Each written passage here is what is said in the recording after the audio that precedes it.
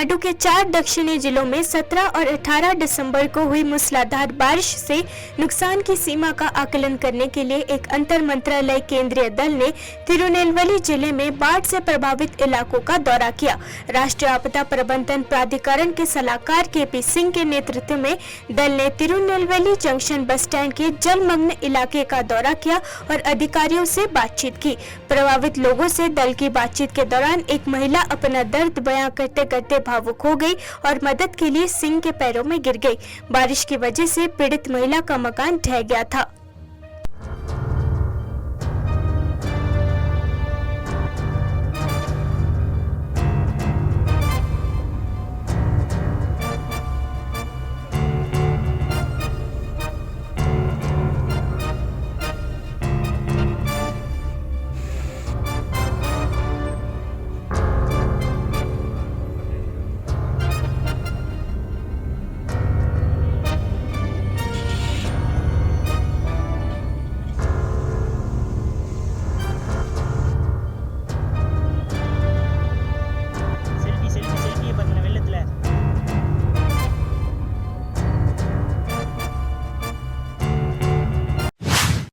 देश के जाने माने बॉक्सर और कांग्रेस नेता विजेंदर सिंह ने कहा, खेल जगत पहलवान साक्षी मलिक के संन्यास से काफी दुखी और परेशान हूं।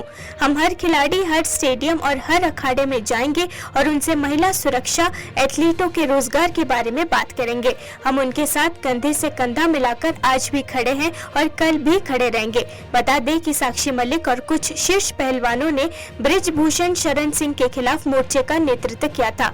ओलंपिक मुक्केबाजी के पदक विजेता विजेंदर सिंह एक बार फिर पहलवान साक्षी मलिक को अपना समर्थन दिया है। दिग्गज मुक्केबाज से कांग्रेस नेता बने विजेंदर जनवरी की शुरुआत में यौन उत्पीड़न के आरोपों को लेकर भारतीय कुश्ती महासंघ और ब्रिजभूषण के खिलाफ दिल्ली के जंतर मंतर पर विरोध प्रदर्शन करने वाले पहलवानों के साथ शामिल हुए थे। प्लेयर होने के नाते एक खिलाड़ी, महिला खिलाड़ी का मैं दर्द समझ सकता हूँ। जो कल का दिन था वो हिंदुस्तान के इतिहास में खेलों के स्पेसी जो मैं एक शब्द यूज करूं तो उसमें काला दिन है। एक ओलंपिक मेडलिस्ट रिटायरमेंट ले लेता है कि उसको उसके साथ सेक्सुअल हरासमेंट हुआ, उसके लिए उसने फाइट की, उस फाइट में वो हार जाती है और उसको सरकार की तरफ से कहते कि उसको कोई न्याय नहीं मिलता और उसके बाद में उसको रिटायरमेंट लेना पड़ता है, तंग होके, दुखी होके, परेशान होके। बस मेरे एक दो छोटे छोटे सवाल हैं कि अगर ये आपकी किसी माँ, बहन, बेटी के साथ हुआ होता, क्या तब भी आप लोग ऐसे ही चुप रहते? या मोदी सरकार तब भी ऐसे ही चुप रहती? इस खेल के जो इन्होंने प्रोटेस्ट किया था उसको तरह तरह से बदनाम करने की कोशिश की गई। उसको कहा गया कि आप किसी कांग्रेस पार्टी से प्रेरित है, उसको कहा गया कि आप ये तो जाटों का एक प्रोटेस्ट है, तरह तरह के एलिगेशन लगा। जम्मू कश्मीर के राजौरी में सेना के काफिले पर हुए नवीनतम आतंकी हमले पर बोलते हुए नेशनल कॉन्फ्रेंस प्रमुख फारूक अब्दुल्ला ने कहा कि कश्मीर से आतंक खत्म नहीं हुआ है। उन्होंने कहा, आज भी जम्मू कश्मीर में आतंकवाद है, अभी ही एक घटना हुई है, आतंकवाद खत्म नहीं हुआ है। आतंकी लगातार घटनाएं हो रही है। केंद्र सरकार केवल कश्मीर में पर्यटन बढ़ाने की बात कर रहे हैं। अगर एक भी पर्यटक को गोली लग जाए तो भी कोई यहाँ नहीं आएगा। फारूक अब्दुल्ला ने कहा कि ऐसी चिंताएं हैं, इस कदम से स्थानीय उपज की कीमतों में गिरावट आ सकती है। उन्होंने कहा, हमें चिंता है कि जम्मू कश्मीर, हिमाचल और उत्तराखंड में हमारा फल उद्योग प्रभावित होगा। जिन किसानों ने बहुत पैसा खर्च किया है वो चिंतित है कि स्थानीय उपज की कीमतें गिर जाएंगी और उन्हें नुकसान होगा। आज भी आतंकवाद है। अभी आपने देखा कर्नल को भी मार डाला, 2 जो है कैप्टन और सिपाही शहीद हुए, नहीं हुए? रोज़ कहीं ना कहीं बम फटता है। अभी कल ही सुरनकोट में हुआ। तो मुझे बताइए, अगर ये कहते हैं आतंक, और हमारे सिपाही, वो बेचारा क्या कर रहा था? वो ईदगाह में बच्चों के साथ खेलने लगा, क्रिकेट खेलने लगा, मार दिया उसको फारूक साहब। तो ये मुझे बताइए, तो क्या आतंकवाद बंद हो गया है? वो जो बेचारा वो सीआरपीएफ भी और वो जो है वो पुलिस के डीएसपी, जिसका बच्चा मेरे ख्याल से मुश्किल से कुछ महीने पैदा हुआ था, उसे गोली लगी। उसने टेलीफोन पे एडी साहब को टेलीफोन किया कि भाई मैं मर रहा हूँ, ये हेलीकॉप्टर जो ऊपर घूम रहा है इसको नीचे उतारिए, इसको मुझे ये खून बंद हो। फिर बीवी से कहता है, क्या होगा उसकी बीवी पे। गोवा के मंत्री विश्वजीत राणे उज्जैन पहुंचे हैं। यहां उन्होंने बाबा महाकाल का विधि विधान से पूजा किया और आशीर्वाद लिया। महाकाल के दर्शन कर भस्म आरती में भी शामिल हुए।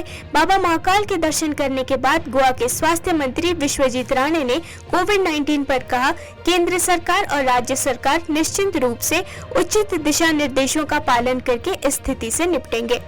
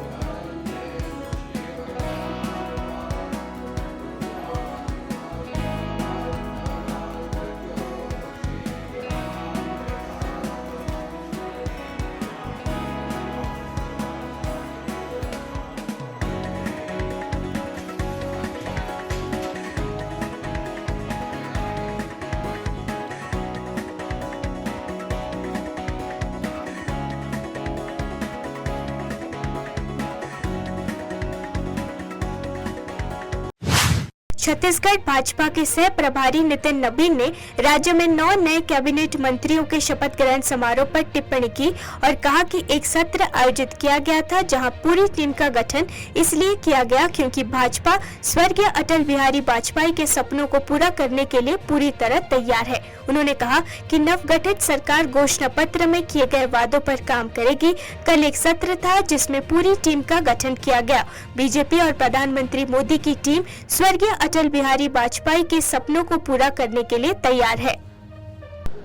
देखिए, ये भारतीय जनता पार्टी ने अपने सभी चीज़ों को वर्कआउट, हमने कल हमारा सेशन खत्म हुआ, अब आज अगले पूरे टीम का गठन हुआ कैबिनेट के साथ। और अब छत्तीसगढ़ का विकास का जो संकल्प हम लोगों ने लिया, हमने जो सपना देखा था माननीय अटल बिहारी वाजपेयी जी ने, उस सपने को साकार करने के लिए भारतीय जनता पार्टी और मोदी की टीम तैयार है। और छत्तीसगढ़ की सेवा करने के लिए जो 15 वर्षों में हम लोगों ने जो काम छूटे थे, उन कामों को आगे बढ़ाना और साथ ही साथ छत्तीसगढ़ के लोगों के सपने को जो हम लोगों ने घोषणा पत्र में लिया था, उन घोषणा पत्र को पूरा करने का काम छत्तीसगढ़ की जो अभी नई सरकार बनी है वो करेगी। सर, कुछ नए चेहरों के साथ साथ कुछ पुराने लोग भी शपथ मैं तो हमेशा बोलता हूं कि अनुभव और जोश का मिश्रण रहेगा, तो आज अनुभव और जोश दोनों ही आप हमारी टीम में देख सकते हैं। सर, क्या ये एक्सपेरिमेंट है, सेकंड लाइन ऑफ लीडरशिप तैयार? अभी से अरे जनरेशन तो हम कोई एक पार्टी परिवार की पार्टी तो है नहीं, हर जनरेशन अगली पीढ़ी को मौका दे तभी तो होता है और अनुभव के साथ उसको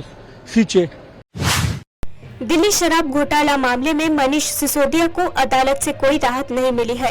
राउस एवेन्यू कोर्ट ने उनकी कस्टडी टाइमिंग बढ़ा दी है। उनको 19 जनवरी 2024 तक न्यायिक अभिरक्षा में जेल में ही रहना होगा। अदालत ने आरोपियों के वकील को सीबीआई मुख्यालय में दस्तावेजों का निरीक्षण करने के लिए 15 जनवरी तक का समय दिया है। अदालत ने सीबीआई को निरीक्षण की सुविधा के लिए पर्याप्त अधिकारी तैनात करने और अनुपालन रिपोर्ट दाखिल करने का भी निर्देश दिया है। इससे पहले दिल्ली के पूर्व उप मुख्यमंत्री मनीष सिसोदिया को सुप्रीम कोर्ट से भी तगड़ा झटका लगा था। कोर्ट ने उनकी पुनर्विचार याचिका को ये कहते हुए खारिज कर दिया था कि इस मामले में समीक्षा का कोई मामला नहीं बनता है। उन्होंने उच्चतम न्यायालय से शराब घोटाला मामले में जमानत मांगी थी। वो इसी आदेश पर दोबारा विचार की मांग कर रहे थे। आम आदमी पार्टी के नेता मनीष सिसोदिया ने 29 नवंबर को सुप्रीम कोर्ट में पुनर्विचार याचिका दाखिल की थी। मध्य प्रदेश के मुख्यमंत्री मोहन यादव गुरुवार से दिल्ली में डेरा डाले हुए हैं। अब इसी कवायद के तहत सीएम मोहन यादव ने प्रधानमंत्री नरेंद्र मोदी और केंद्रीय गृह मंत्री अमित शाह से मुलाकात की है। मध्य प्रदेश मुख्यमंत्री मोहन यादव पहले केंद्रीय गृह मंत्री अमित शाह से मिलने पहुंचे। यहां उन्होंने शाह को पुष्पगुच्छ भेंट किया। जानकारों का कहना है कि वो मध्य प्रदेश के संभावित मंत्रियों की लिस्ट लेकर केंद्रीय नेतृत्व से मुलाकात कर रहे हैं। मुलाकातों के इन्हीं दौर से होते हुए उन्हें उनकी कैबिनेट मिलेगी। केंद्रीय गृह मंत्री अमित शाह से मुलाकात के बाद मुख्यमंत्री मोहन यादव ने प्रधानमंत्री नरेंद्र मोदी से मुलाकात की। प्रधानमंत्री मोदी से मुलाकात करने के दौरान मुख्यमंत्री मोहन यादव के साथ मध्य प्रदेश के दोनों उप मुख्यमंत्री राजेंद्र शुक्ला और जगदीश देवड़ा भी मौजूद थे। प्रधानमंत्री नरेंद्र मोदी ने ब्रिटेन के प्रतिष्ठित अखबार फाइनेंशियल टाइम्स को एक इंटरव्यू दिया। इंटरव्यू में प्रधानमंत्री ने कहा, आज भारत के लोगों की 10 साल पहले की तुलना में बहुत अलग आकांक्षाएं हैं। लोगों को एहसास है कि हमारा देश उड़ान भरने को तैयार है। वो चाहते हैं कि इस उड़ान में तेजी लाई जाए और वो जानते हैं कि ये सुनिश्चित करने के लिए बीजेपी ही बेस्ट पार्टी है जो उन्हें यहाँ तक लेकर आई है। प्रधानमंत्री मोदी से भारत में मुसलमानों के भविष्य को लेकर भी सवाल किया गया, जिसके जवाब में उन्होंने पारसी समुदाय की आर्थिक सफलता की ओर इशारा किया। उन्होंने कहा, दुनिया भर में उत्पीड़न झेलने के बाद उन्हें भारत में सुरक्षित आश्रय मिला, जहां वो खुशी से रह रहे हैं और समृद्ध हो रहे हैं। इससे पता चलता है कि भारतीय समाज में किसी भी धार्मिक अल्पसंख्यक के प्रति भेदभाव की कोई भावना नहीं है। जम्मू कश्मीर के पूंछ जिले में भारतीय सेना पर हुए आतंकी हमले को लेकर बड़ी खबर सामने आ रही है। राजौरी में सेना की गाड़ी पर हुए आतंकी हमले को लेकर पुलिस ने बड़ा एक्शन लिया और मामले में 4 स्थानीय लोगों को हिरासत में लिया गया है। हिरासत में लिए गए लोगों से पुलिस पूछताछ कर रही है। आरोप है कि कुछ स्थानीय लोगों ने आतंकवादियों की मदद की है। दरअसल जम्मू कश्मीर के पूंछ जिले में बृहस्पतिवार को हथियारों से लैस आतंकवादियों ने सेना के 2 वाहनों पर घात लगाकर हमले किए थे, जिसमें 5 सैनिक शहीद हो गए और 2 अन्य घायल हो गए। इसके बाद सुरक्षा बलों ने शुक्रवार को इलाके के वन क्षेत्र में व्यापक घेराबंदी और तलाशी अभियान शुरू किया। सूत्रों की माने तो पुलिस और जांच एजेंसियों को शक है कि कुछ स्थानीय लोगों ने आतंकियों की मदद की है। साउथ अफ्रीका दौरे पर टी20 और वनडे सीरीज की समाप्ति के बाद भारतीय टीम को 2 मैचों की टेस्ट सीरीज खेलनी है। टेस्ट सीरीज के आगाज से पहले एक बड़ी खबर निकलकर सामने आई है। भारतीय टीम के अनुभवी बल्लेबाज विराट कोहली फैमिली इमरजेंसी के चलते स्वदेश लौट आए हैं। किंग कोहली को हाल ही में समाप्त हुए ऑस्ट्रेलिया और साउथ अफ्रीका के खिलाफ सीमित ओवरों के फॉर्मेट से आराम दिया गया था। हालांकि टेस्ट सीरीज के लिए उन्हें ब्लू टीम में शामिल किया गया है, मगर सीरीज के आगाज से पहले उन्होंने घर जाने का फैसला लिया। यही नहीं, अफ्रीका में टेस्ट सीरीज से पहले जारी 3 दिवसीय इंटर स्क्वाड मैच का भी वो हिस्सा नहीं है।